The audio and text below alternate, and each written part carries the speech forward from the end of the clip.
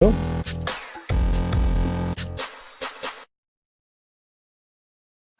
Poor Paramount. that's right. Paramount Television Studios has shut down. Oh no. You know, covering this story, I've been looking at it for a couple days. There's a lot of people misunderstanding. They're not making television anymore. It's not Paramount Plus. It's their actual television studios location, their actual thing that was just dedicated to television product. So don't worry, there's still going to be a Paramount Plus for a while anyway, as they continue to shut things down over there. But Nicole Clemens will take charge of all of the other projects that were at the studios, and they will be moved under the CBS Studios umbrella. So they're just collapsing a leadership structure to help them save the $500 million. But we'll get into that. And that's Nicole Clemens there, just so you know. But Paramount Global is shutting down the namesake TV studio as the company embarks on a major round of layoffs.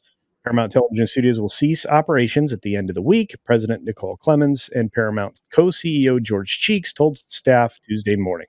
Clemens will exit the company and all current series and projects in development. Oh, wow. She's leaving? I thought she was taking over. Sorry, folks. I misstated what I thought was going on. See, even I'm making mistakes here. But, yep. So they will be gone. So Paramount announced last week that it would lay off 15% of its U.S. employees of about 800 people. Excuse me, more than that, on top of the 800 people they laid off before 6 months ago, trying to save $500 million ahead of their merger with Skydance. Cheeks and fellow CEOs Brian Robbins and Chris McCarthy told staff earlier Tuesday that the layoffs would begin that day and take place in 3 phases over the remainder of the year. As you're all aware, Paramount Global has made the difficult decision to close Paramount Television Studios as part of the company's broader restructuring plans. Clemens wrote a memo to staff. This has been a challenging and transformative time for the entire industry, and sadly, our studio is not immune.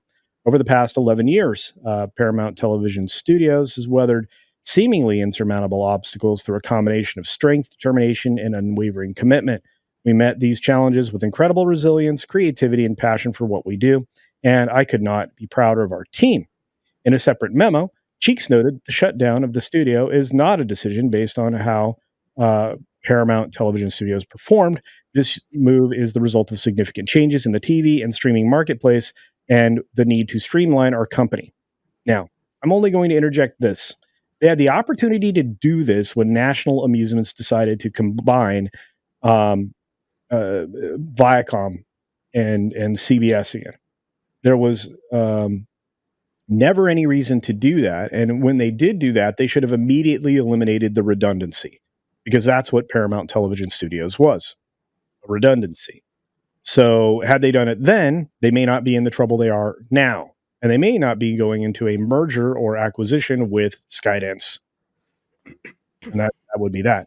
Anyway, Clemens joined the TV studio in 2018 after working as agent, manager, and executive at the ranks of FX. So she moved from Disney over here, probably because Disney was going to be acquiring Fox. Makes sense. She added oversight of Paramount Plus scripted content to her portfolio in 2021. So they're losing her as an advisor on Paramount Plus. Oh, no. To Reacher, co-produced with Skydance, Time Bandits, and Cross, Paramount TV Studios' current roster includes the upcoming shows Before and Murderbot, both on Apple TV+. So these are the memos. I don't really care.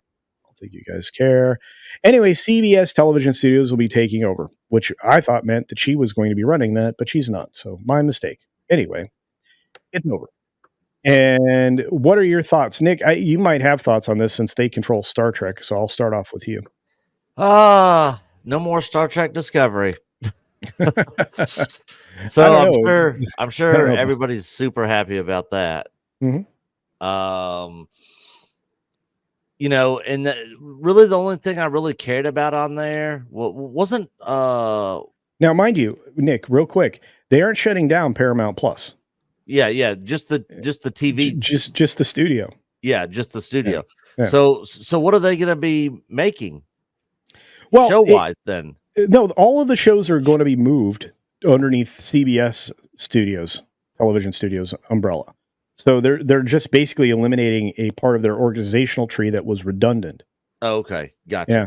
All right, So shows will still be made there, including Reacher if it's renewed, but there's been speculation that that won't happen. After last season's reception. But anyway. Go ahead. I asked you for your response. So yeah, none of this is really surprising that much to me because how long has Paramount been in trouble?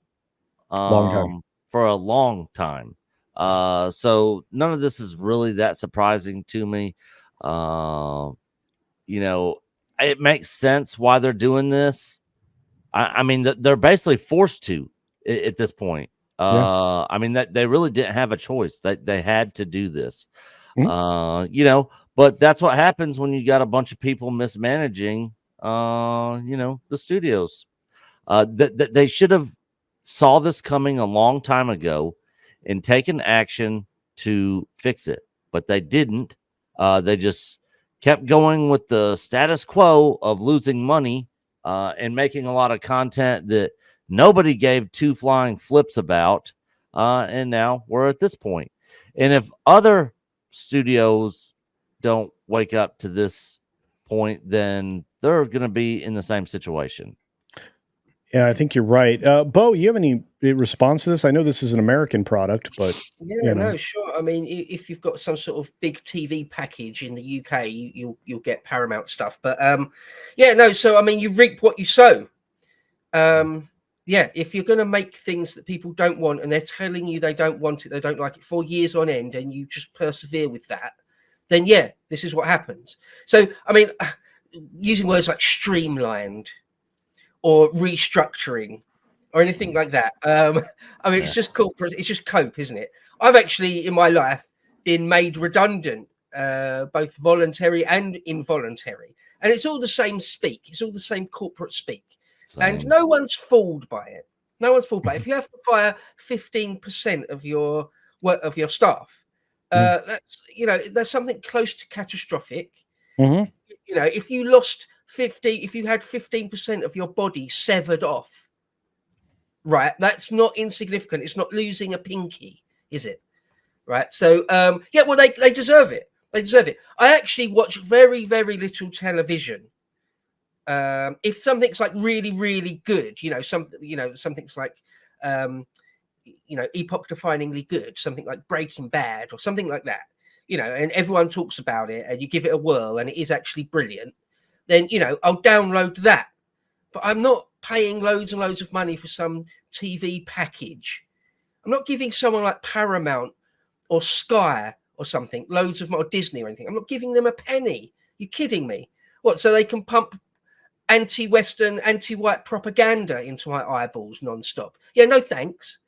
Yeah, no thanks. Yeah, so I hope Paramount, in a way, I hope they sort of don't learn the lesson. I hope they go the way of all these other, go woke, go broke sort of, that old cliche.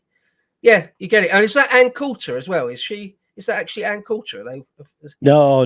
That was what's her name? Yeah, the Nicole lady that was Clemens. running it. Yeah, I Nicole just wonder Clemens. if anyone's ever seen Nicole Clemens and Ann Coulter in the same room at the same Prob- time. That's Probably not. They do. question. They do have a remarkable resemblance, I think. But yeah, no. In looking at it all, I guess the question is, when you're cutting down studios, and in this case, a whole television studio, that's that 15%, as you were referring to, Bo. That's 2,000 people Right. I mean, on top of 800 people they let go a few months ago.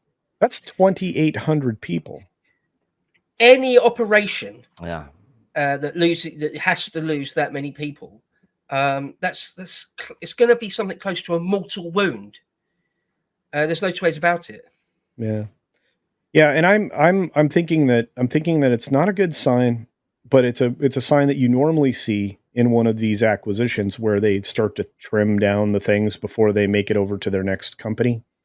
Um, and then they can better align with where they're going to be merged or acquired into. I've seen that go like across the board in many situations. Now, go Sorry, I ahead. was just going to say, just going to make a broader point with Mhm. corporate acquisitions, whether it's making entertainment, TV, and films, or whatever, or it's two banks or anything like that, or two political parties that enter into a coalition government or something.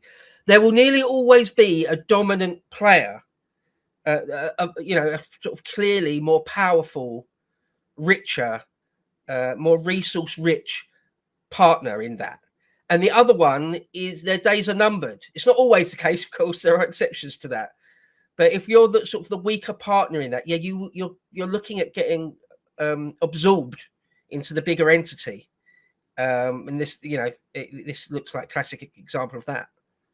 Would you say, either of you, that this is going to reduce their bandwidth for production?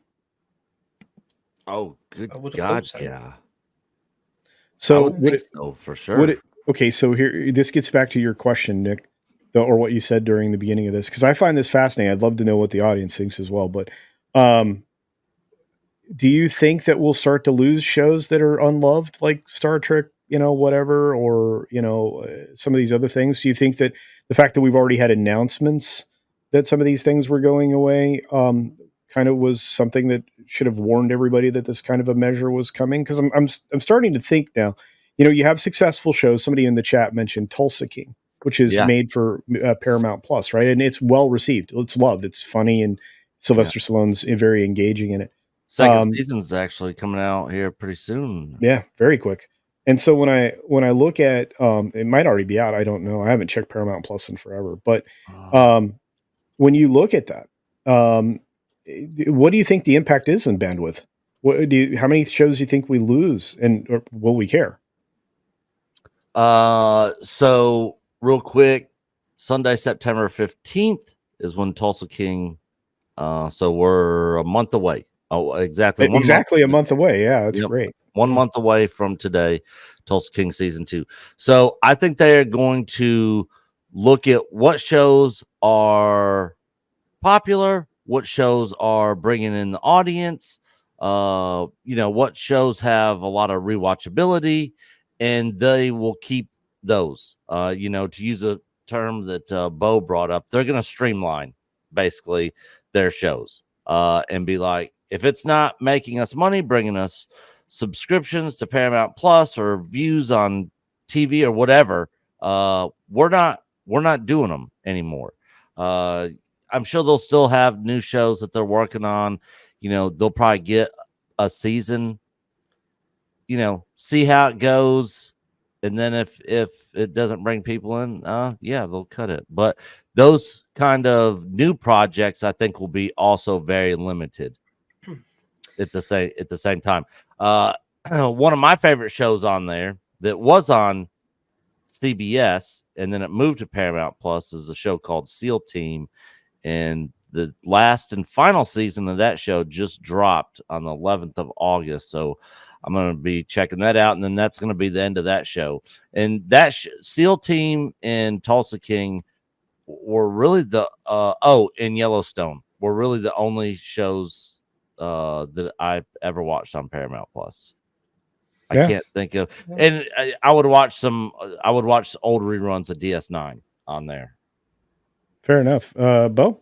Yeah, one thing, one idea I've had, or one take, I suppose I could say about it, is that TV is dying in all sorts of ways. I mean, I think that's fairly obvious to say. That's not sort of a hot take, but some of us here are sort of old enough to remember the world pre-internet, completely pre-internet. When I was a kid, there weren't even mobile phones.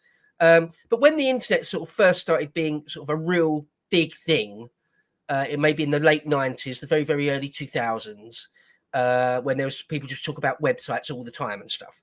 People said back then, you can buy things online. You can buy loads of stuff on your computer. That will mean the death of the high street. I don't know if you had that said much in the US, but in Britain, that was just a buzzword or a catchphrase that was said all the time. The high street is going to die. Everyone can buy what they want off the internet, so there'll be no more need for actual physical shops anymore. They're going to die. Well, it didn't really happen. Maybe it gave the high street a knock, but it didn't happen. And people also said, once you can stream TV and films and entertainment, TV is going to die. Well, it took a while. Perhaps someone in the chat has to say retail did die. Yeah, well, it took a while though, right? It's taken 10, 15, 20, 25 years before we're really, really seeing it happen. sort of for real. You know, it is actually dying on its arse.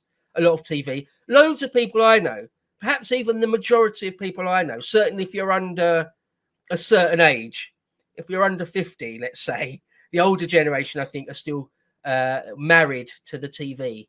But a lot of younger people, and the younger they are, the more this seems to be the case, certainly in my experience, they're not interested in TV.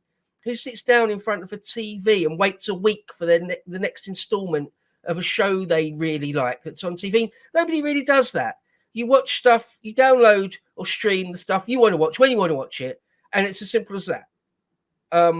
So yeah, I'm not surprised that perhaps, you know, if this trend continues in 10 years' time, I suspect there'll be a very small amount of choice when it comes to watching TV. All these big studios will have folded. And I mean that's just the way it is, and perhaps it's for the best. Maybe, but I like has been suggested in the chat, and I agree with. The reason that you didn't have your high street, you know, completely disabled or removed from society, even with online shopping, is people want to see the thing in front of them. Right. You know, if you're buying something that's tangible, it's oftentimes more comforting to be able to compare it to other tangible things. Yeah. So people like to physically go out and do it, like the cinema.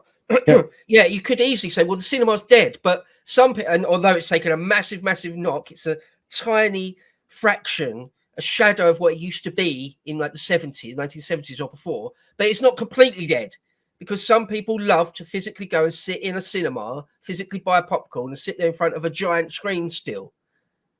So yeah, sorry, Culture, I interrupted you a bit there. Not at all. No, it was perfect. That's kind of the direction I wanted to take that. It's true. I mean, there are things, and look, there still is, whether people like it or not, there still is appointment television. I mean, in fact, the streamers have found, in order to keep people subscribed to their services, they need to make, appointment television, because the binge model really does pull the show out of the zeitgeist, and they don't get the value out of it, nor do they get the buy-in from customers that aren't already there. That model's actually hurt their business long-term sustainability when they drop everything all at once. And that's why Disney took a massive hit when they intentionally released that show, that terrible Marvel show Echo, all at once. Yeah. They also ruined an opportunity for long range earnings and investment by viewers in the show The Bear on Hulu, which was actually an FX show. They dropped it all at once to get to the top of the streaming chart, but the problem is you're only there for a brief period of time, because everybody just watched it, which is why you got that massive number. Yeah. So. And the thing is, you guys probably remember, and I'm sure probably a lot of people in chat remember, back in the day when you would cut the TV on and go clink, clink, clink, clink through the 9 channels that you had to watch on TV. You know, and now we have, I mean, if you got direct TV or cable, I mean, you got channels going into the thousands. You know, you got all these different streaming services, all these shows, and people generally don't have the time just to watch show after show after show after show, you know. So at some point in time, I see this kind of condensing a whole lot, and you know, this is one part of it, you know, with Paramount, and I think more and more this is going to happen in the future, and this isn't then. We'll see this happening on a consistent basis, probably for the rest of our lives. Well, and what's funny is you seem to say that's in the past. I still walk up to my TV and go chunk. No, but seriously, I feel like this, back to the subject at hand, I do feel like this is going to remove their bandwidth, so they will be forced to only make good things, and maybe that's a win for us. You know, I think that, again, I suggested if you wanted to preserve your business, you would have removed your redundancies years ago, like when you recombined the studios. But that they don't. This is the problem. They were spoiled on riches that, you know, were A, cheap to get, and B, if they had to get their own money, and B, they were being handed money to produce some complete garbage, and that allowed them to keep these things open that really wasn't there wasn't a need for. So I hope you're right, culture, that this will force them to streamline, downsize, restructure, whatever it is. And the net result of that is that they start making good stuff again. I hope you're right. I fear Yeah, you won't be right. I fear they're going to ride this to the bitter, bitter end. The whole they're gonna wokeness die on thing. that hill. they'll Yeah, find they'll die Go on the down with hill the a bit, ship. right? Yeah, right. I fear that is what will happen, but I hope not. But the other thing to say, I think, about the idea of just TV, if not completely, largely just dying, whether it's really a bad thing or not, I think the usual take is that we all used to have this shared experience, again, in sort of the 1990s or 80s or before. We all had this shared experience. There was a tiny number of channels, and nearly everyone watched the same shows, the same small number of shows. Yeah, And again, the cliche that the next day at work, people gathered around the water cooler and everyone watched the same thing. You could all talk about it, and you had this shared culture, and that was a great thing. And the loss of that is terrible. Fair enough, but it may just be that it's not all that terrible actually in the longer term. If you scroll out on that graph on the time scales, it might not be that bad, because it gave TV, these particular channels, a fantastic amount of power, sort of propaganda power. Perhaps it is ultimately best that power was broken. If you think about it, not necessarily in terms of TV entertainment and movies, you think about it more perhaps on the side of TV news, that their power is being broken. That there was CBS and there was CNN, and in Britain you had sort of ITN News and BBC News, and so they could give you basically one narrative, and that's all you got. yeah. And you swallowed it or you left it, and that was your only two options. Whereas now there's all sorts of narratives, all sorts of perspectives flying around. It's the same, I think, with entertainment. There's all sorts of artistic voices, artistic styles flying around. And okay, a lot fewer people will watch it by the very nature of what we're talking about. Okay, it won't be some sort of nationwide or even global shared experience. Okay, that might be a shame. But ultimately, perhaps it is best that these monopolies are broken for good. I hope that's the case, and we'll only see. We'll see over the years whether what I just said is true or not. Yeah, and more people are disconnecting from cable services, satellite services, and basically going with one or two streaming services, and that's pretty much it. Yeah, I mean, I got friends that literally have a HD antenna hooked to their TV just so they can watch the local news, because that's all they really care about, is checking out just to see what's going on locally in their city or town or whatever. And that's pretty much it. So yeah, it's definitely going to take a hit. And something else I thought about when Bo was talking was the drive-in movie theaters. Remember how that was a big, huge thing back in the 70s, 80s, and now, you might have one or two in a state, and it's people go to it more for nostalgia purposes at this point now. It's not even really a thing anymore. I must say, in the UK, we never had a culture of drive-in theaters, I'm afraid. But it's a sort of a cool American thing. I think it's one more thing that us Brits sort of slightly envious, because it is kind of cool looking, but we just basically hardly ever had them. But yeah, I think just like YouTube, right? I just watch YouTube. I think loads of people do. Like, I just decide, oh, I want to watch, because I'm a big documentary person. I watch a lot of non-fiction stuff. I decide, oh, I want to watch a documentary about the pyramids of Egypt or something. Or I want to watch a documentary about the battles of Napoleon or whatever. I'm a history nerd. Whatever it is your thing, whatever your bag is. And so I just go on YouTube, and I've got a massive list of them. And I just watch that. And that's on my laptop in the corner of the room while I'm doing other stuff. And the TV doesn't even get a look in. The TV doesn't even really enter my thinking. Same. Like 80-90% of the time. Well, I think that's a modern experience, right? But I watch YouTube on my television. don't watch it. I mean, I'll Right, watch it yeah, obviously when I'm right, working on yeah, yeah. something, but no, I you're do right. too sometimes. And I think the smart televisions, I think the set top connected boxes and all of that are very popular. And I think you're right. Nobody watches regular television anymore. But